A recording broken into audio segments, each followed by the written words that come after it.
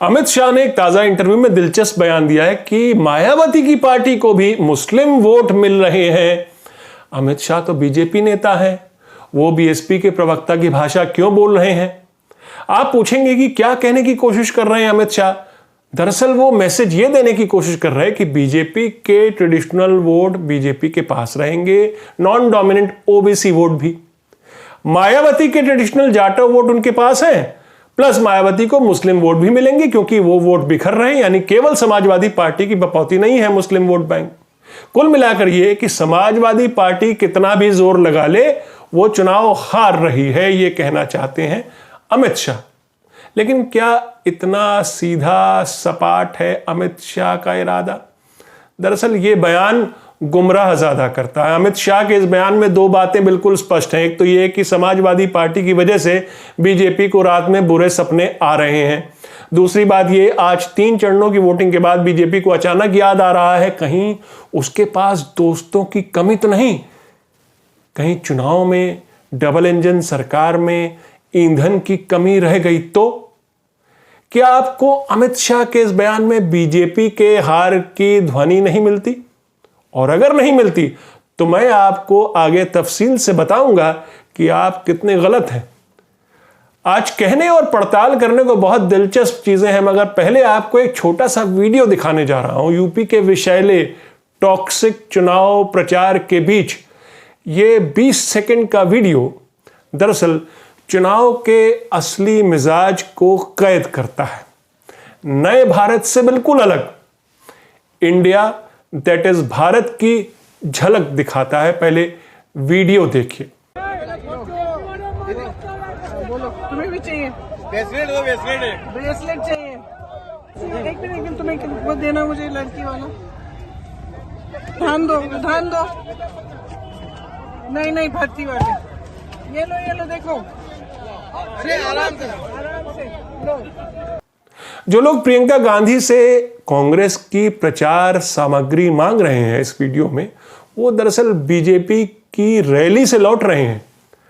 आप उनके सरों पर भगवा फटके देख सकते हैं। और प्रियंका गांधी पूरी विनम्रता के साथ उन सबको वो अपनी पार्टी की प्रचार सामग्री, ब्रेसलेट इत्यादि दे रही हैं। क्योंकि दूसरी तरफ जो मोदी और अमित शाह नया भारत बना रहे हैं उसमें तो विपक्ष होगा ही नहीं। कांग्रेस मुक्त भारत नहीं, वो तो दरअसल विपक्ष मुक्त भारत बनाना चाहते हैं। नए भारत में सिर्फ एक पार्टी का वर्चस्व होगा, यानी लोकतंत्र नहीं होगा। हालांकि ये लोकतंत्र के सबसे बड़े त्योहार यानी चुनाव के जरिए ही सत्ता तक आए थे। और लोकतंत्र खत्म होगा तो किसका वर्चस्व होगा? हिंदुत्ववादियों का, यानी धार्मिक रूप से बहुसंख्यक लोगों का नया भारत होगा। यही उनके हिंदू राष्ट्र की परिकल्पना भी है। इसलिए इन चुनावों में बीजेपी की प्रचार का थीम है नफरत। जिन्ना, आतंक, कब्रिस्तान, 80-20, हिजाब, सब कुछ निकल आया है इनके झोले से। रही सही कसर इनके लोकल नेताओं ने निकाल दी है। अब तो वो खुलेआम चुनाव प्रचार में डोर टू डोर नफरत बांट रहे हैं। आप भी सुनिए डुमरियागंज से बीजेपी विधायक और हिंदू युवा वाहिनी के नेता राघवेंद्र प्रताप सिंह के ये नफरती बोल। बताए तो कौनो मियाँ हमें वोट दे तो जान ले यह गांव के जौन हिंदू अगर दूसरे तरफ जात बा तो की जान लो ओकरे अंदर मियाँ के खून दौड़त बा। ठीक है ना? ठीक है। वो गद्दार है, वो जयचंद की नाजायज औलाद है, वो अपने बाप की हरामखोर औलाद है।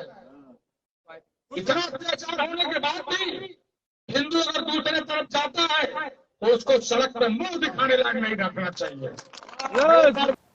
पिछले दिनों इन्होंने धमकी दी थी राघवेंद्र प्रताप सिंह ने कि ये जीते अगर तो मुसलमान सड़क पर तिलक लगाकर चलेगा। कभी अयोध्या में राम मंदिर वाले आंदोलन के दौरान ऐसे नफरती स्लोगन सुनते थे हम लोग। कल वो नफरती स्लोगन मस्जिद ढहाने को लेकर थे। आज लोकतंत्र ढहाकर हिंदू राष्ट्र के स्लोगन राघवेंद्र सिंह जैसे लोग गढ़ रहे हैं। नमस्कार, मैं हूं आपका न्यूज़बाज प्रभात शुंगलू। मेरा आज का सवाल, क्या सांप्रदायिक ध्रुवीकरण बीजेपी को यूपी चुनाव जीतने में मदद करेगा? अपने जवाब हां या ना में जरूर दीजिएगा। अब मैं लौटता हूं अमित शाह के उस महत्वपूर्ण मगर दिलचस्प बयान पर, जिसमें उन्होंने एक टीवी चैनल को दिए इंटरव्यू में कहा कि मुस्लिम वोट बिखर रहे हैं, वो मायावती के पास भी जा रहे हैं। वैसे मुस्लिम वोट तो कांग्रेस को भी मिलेंगे, बल्कि जो भीड़ प्रियंका गांधी अपनी रैलियों में जुटा रही, उससे तो यह लगता है कि उन्हें सभी वर्गों का समर्थन मिलेगा। खैर, आज बात अमित शाह और बीएसपी की हो रही। चलिए, अमित शाह कम से कम ये तो मान रहे कि मुसलमान उनकी पार्टी को वोट नहीं दे रहे, शिया मुसलमान भी नहीं, जिनके धर्मगुरु मौलाना कल्बे जवाद ने बीजेपी को वोट देने की अपील की। अमित शाह दरअसल ये बताना चाह रहे हैं कि पब्लिक भले ही अखिलेश की रैलियों में टूट के पहुंच रही हो, मगर उनके पास वोट है नहीं। अखिलेश की रैलियों में पहुंचने वाले लोग उनको वोट नहीं करेंगे, ये कहने की कोशिश कर रहे हैं अमित शाह। खासतौर पर मुस्लिम वोट तो मायावती के झोले में भी गिरेंगे, यानी अखिलेश कमजोर पिच पर खेल रहे हैं, ये बताने की कोशिश कर रहे हैं अमित शाह। हालांकि इससे एक बात जरूर स्पष्ट होती है, और वो ये कि 5 साल डबल इंजन वाली सरकार चलाने के बावजूद इन चुनावों में बीजेपी बुरी तरह हिली हुई है, और समाजवादी पार्टी उसके लिए नासूर बनकर उभरी है। अब सवाल उठता है कि अमित शाह बीएसपी के लिए क्यों बैटिंग कर रहे हैं? कभी आपने किसी पार्टी को, वो भी सत्तारूढ़ पार्टी, डबल इंजन वाली सरकार के बड़े नेता से विरोधी पार्टी के लिए, ऐसे विरोधी खेमे के लिए ऐसा कबूलनामा सुना कि उस पार्टी को भी उस वर्ग का भारी समर्थन है? सवाल यह है कि अगर अमित शाह की गणित के हिसाब से मायावती और बीजेपी के वोट नहीं खिसक रहे और समाजवादी पार्टी के वोट बट रहे, तो फिर बीजेपी की जीत तो निश्चित है। लेकिन अगर जीत निश्चित है, तो क्या यह बीजेपी की बौखलाहट है कि वो विकास और विश्वास की बात न करते हुए हिंदू मुस्लिम की अपनी पुरानी पिच पर उतर कर खेल रही है? यानी बीजेपी अपनी जीत को लेकर आश्वस्त तो कतई नहीं दिख रही। इसलिए अमित शाह एक तरह से मायावती के लिए दरवाजा खोल रहे हैं। कहीं चुनाव के बाद सीटें कम पड़ गई तो, बहुमत न मिली तो, डबल इंजन सरकार फेल कर गई तो, पब्लिक ने उसे नकार दिया तो, चुनाव के बीचों बीच अमित शाह को लग रहा उनके पास दोस्तों की कमी है। इसलिए अमित शाह को मायावती की पार्टी के बारे में ऐसी बात करनी पड़ रही है मानो बीएसपी एनडीए की सहयोगी हो।